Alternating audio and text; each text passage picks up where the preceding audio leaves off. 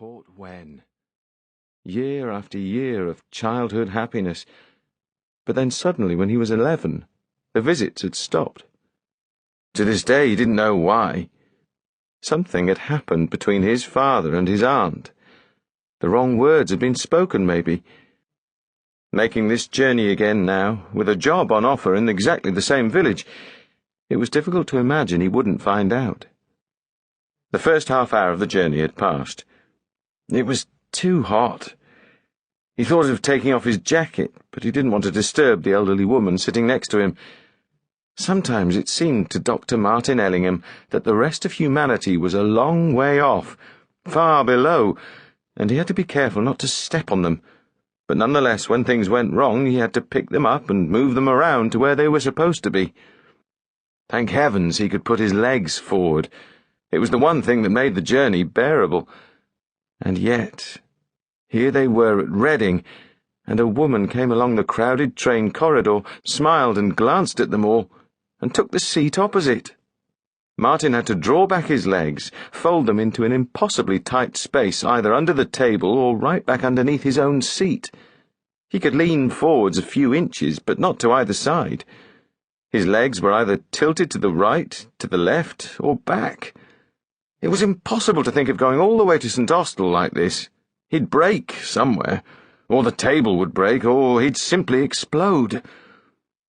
Sometime in the past, he thought, somewhere on earth, the designer of this train carriage had sat at his drawing board, or at his computer, and he'd looked at the data for average human height and weight, and he'd looked at his budget for materials, and he'd slid the button down the scale just as far as he possibly bloody could.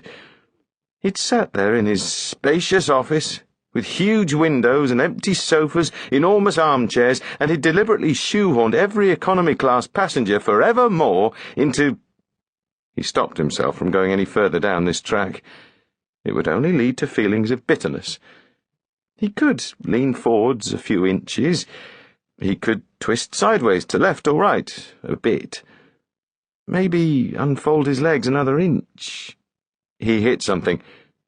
The woman sitting opposite. He'd kicked her ankle. In the same instant, he caught her eye. Louisa Glasson, schoolteacher, pulled back her feet a touch and glanced at the man opposite. A large, repressed-looking type, wearing an expensive dark suit, a green and red striped necktie, and a blindingly white shirt. A man of middle years. She returned her gaze to the landscape passing outside the window. Small English villages passed by in a flash. They brought to mind her own small English village, the one she'd made her home, the one she cared about the most. Portwenn, in Cornwall. Somehow it didn't seem as English as these did. Cornwall was a different country. They even had a language of their own, and a history that was more attached to the sea and to France than to the land. She loved the school where she taught, a white-painted converted chapel on the side of the hill. The man opposite still looked at her, but she needn't look back. He'd soon tire of it, probably, if she didn't respond. Louisa was used to this kind of attention from men. She had a face that was often looked at because it was a picture, and in a lovely frame. The jet-black hair, if it was left down as it was now, fell on either side of her face in graceful curves. The peach colour of her cardigan warmed the light reflected onto her face. She had a steady brow and an easy smile that seemed powerfully alive both in her eyes and in her mouth, which pleased onlookers. Anyone would seek out her face again. The whole village of Portwenn looked at her. It was one of the reliable pleasures for residents. The men, the women, and the children of Portwenn had become altogether a better and more glamorous population since she'd been among them. Her classrooms were crammed with children aged 5 to 11 years, and they shone if they were given her attention. The drawback to being looked at was people like this stupid man on the train.